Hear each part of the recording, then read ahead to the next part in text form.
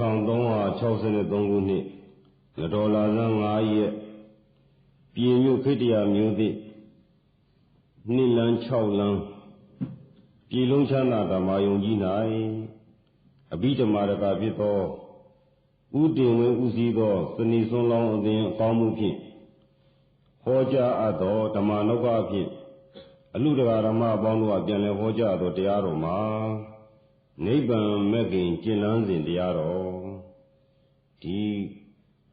ဥစဉ်တရားဟောဖို့အတွက်အခုဒီဟာတရားဓမ္မတွေနဲ့ဥစဉ်နဲ့တခါမှရင်းနှီးမှုကြတာမရှိသေးဘူး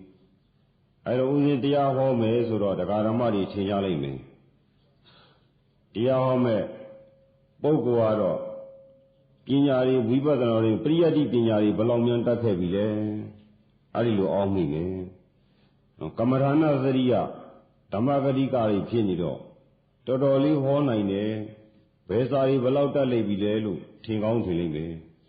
ဦးဇင်းပရိယတ္တိစာပေလုံးဝမတတ်ဘူးခေပညာပဲသင်ခဲ့တော့ခေပညာနဲ့ပဲအချိန်ကုန်ခဲ့တယ်သို့တော်လည်းပဲဘာဖြစ်လို့အရှင်မြတ်အခုလိုတရားဟောဖို့တရားပြဖို့ဖြစ်လာတာလဲဆိုတော့လောကသမတာရှိပါတယ်ပြီးချိန်တန်ပြီးပွင့်ချိန်တန်ပွင့်အခုမြတ်စွာဘုရားပွင့်နေပါတယ်သို့တော်လည်းတရားဓမ္မတွေကတကယ်ပွင့်နေတဲ့ဘုရားကိုမြင်နိုင်ဖို့ဆိုတာပုရုဇဉ်မျက်စိနဲ့မမြင်နိုင်ဘူးအဲ့ဒီဘုရားပွင့်နေတဲ့အခါမှာအဲ့ဒီဘုရားနဲ့အတူကျွတ်တန်းဝင်မဲ့ပုဂ္ဂိုလ်ဆိုတာမအေးမွေးတွေကတစိမ့်ခတ်လာတာမဟုတ်ပါဘူးသူပွင့်ချိန်တန်လို့ကျွတ်ချိန်တန်တဲ့အခါကျတော့သူ့ဘာသူကျွတ်ဖို့အကြောင်းဖန်လာပါတယ်အဲ့တော့ကိုယ့်ရဲ့ပါရမီဆိုတာကမိမိဖြစ်ကျင်ခဲ့တဲ့ပါရမီဆိုတာကိုယ်ပဲသိရဲ့အဲ့တော့ဒုက္ခဓမ္မတွေဦးဇင်းတရားဟောမယ်ဆိုရင်ဂါထာတွေပါဠိတွေဒေသနာတွေတလုံးမှပါမှာမဟုတ်ဘူးဦးဇင်းကိုယ်တိုင်သူများကိုဟောဖို့အခုလိုသင်္ကန်းတွေဝတ်လာတာလည်းမဟုတ်ဘူးတရားပြခြင်းလို့သူများအတွက်သူများချမ်းသာဖို့နော်ဟောတာဖို့ပြောတာဖို့ကမ္မထာနာစရိယဖြစ်ဖို့ဖန်ပြီးကြိုးစားအားထုတ်လာတာမဟုတ်ဘူးကိုယ့်ကိုယ်ဆုံးမပြီးတော့ဂင်းကဝါလို့တဲစုမကပွင့်ကုန်ကြတယ်ဖရာတွေပွင့်ကုန်ပြီလို့ဦးဇင်းတို့ငငယ်တုန်းကလူကြီးသူမတွေကပြောတယ်ကြားဘူးတယ်။အော်ဖရာတွေကဒီလောက်တောင်မပွင့်နိုင်လို့နေအခုတော့ဘာဖြစ်လဲဆိုဖရာတွေကဘလောက်ပဲပွင့်ရေတွက်လို့မရအောင်ဘလို့ပဲပြတို့တရားဓမ္မတွေအခုဘာဖြစ်နေကြလဲအခုတရားဓမ္မတွေအခုဖရာပွင့်သွားပြီ